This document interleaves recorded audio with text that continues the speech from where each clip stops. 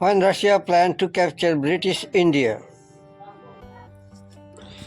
There was a time in history when Russia wanted to conquer India. In 1801, Tsar Paul, Emperor of Russia, made a dangerous plan to invade British India. Paul believed that the Russian army could reach the borders of India through the Central Asia and Afghanistan and defeat Britain. Paul also sought help from France, another major power of that time. In 1801, France was ruled by Napoleon Bonaparte, who also wished to conquer India at that time.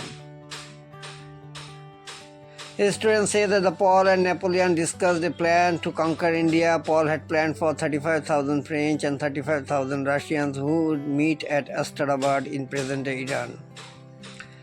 The plan involved them reaching India via Iran and Afghanistan and defeat Britain. However, Napoleon disapproved, as the plan included Russian and French forces traveling thousands of miles in the Central Asian region surrounded by the enemies without any allies. They also had no way to supply their soldiers far away from home. It turned out that the Russians had no accurate maps of how to reach India and little information about the powers of British forces in India.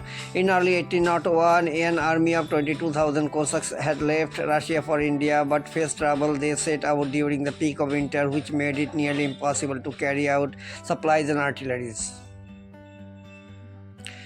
It took them a month to reach the Ural Sea in Kazakhstan from Russia. As they were ready to proceed it the next day, news came from the St. Petersburg that the Tsar Paul had been assassinated. Later, Paul's son and successor Tsar Alexander ordered the Cossacks to postpone their plans to invade India and return home. This is how the plan to conquer India failed. Thank you.